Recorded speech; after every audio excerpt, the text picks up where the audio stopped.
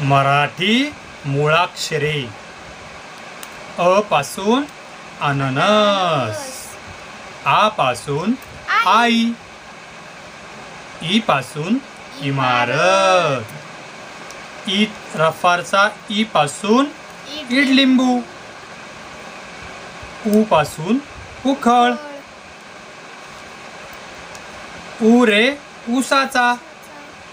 बघा या ऊ मध्ये आणि या ऊ मध्ये काय फरक आहे, तर हा जो ऊ आहे यामध्ये त्याच्या पोटातून इकडे या बाजूला काय अशी रेष आपल्याला दिसत नाही, पण ऊसाचा जो ऊ आहे त्यामध्ये आपल्याला त्याच्या पोटातून काय होतंय, एक रेष उजव्या बाजूला निघताना दिसत आहे. हा फरक तुमच्या लक्षात आला पाहिजे. ओके. नेक्स्ट रू पासून ऋषी, ए रे एडक्याचा, ॲ पासून ॲम्ब्युलन्स.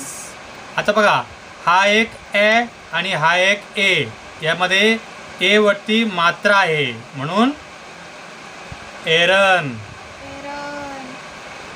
ए पासून एडका आणि ए पासून एरन. आता ओ, अला काना आ आणि एक मात्रा ओ पासून ओजेवाला. अला काना आ वरती अर्धचंद्र, उच्चार काय होतो आ पासून काय ऑक्सिजन सिलेंडर.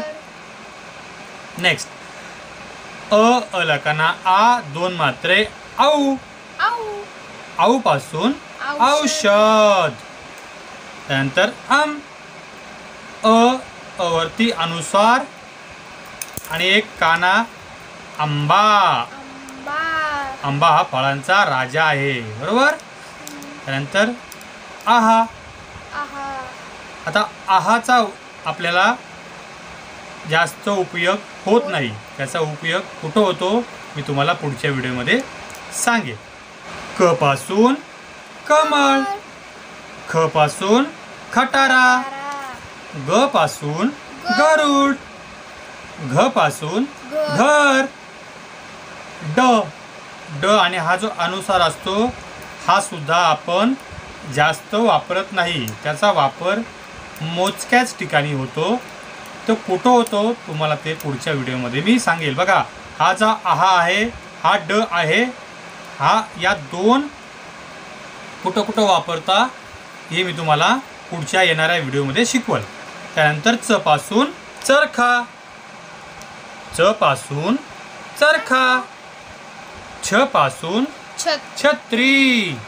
छत्री आपण पावसाळ्याच्या दिवसामध्ये वापरतो. छ पासून छत्री. ज पासून जहाज, जहाज कुठं असतं समुद्रामध्ये. झ पासून झबला. त्रचा वापर सुद्धा आपण बऱ्याच अंशी कमी करतो, तो सुद्धा बहुतेक ठिकाणी आपण वापरतो. आता हा जो अ आहे, ड आहे आणि त्र आहे, याचा उपयोग कुठं कुठं होतो हे तुम्हाला मी पुढच्या व्हिडिओमध्ये सांगेन. नेक्स्ट ट पासून टरबूज, ट पासून टरबूज. ठ पासून ठसा, ड पासून डमरू, ढ पासून ढग, न पासून बाण.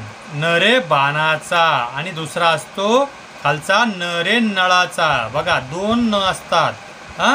हा जो वरचा न असतो तो आपण बाण हा शब्द लिहिताना वापरतो आणि हा जो न असतो हा आपण नळ हा शब्द लिहिताना वापरतो. आता नेक्स्ट त पासून तबला, थ पासून थवा, पक्ष्यांचा थवा. द पासून दौत. दौत म्हणजे काय, शाई भरण्याची बाटली, तिला म्हणायचं दौत. ओके. ध पासून धबधबा, पाण्याचा धबधबा.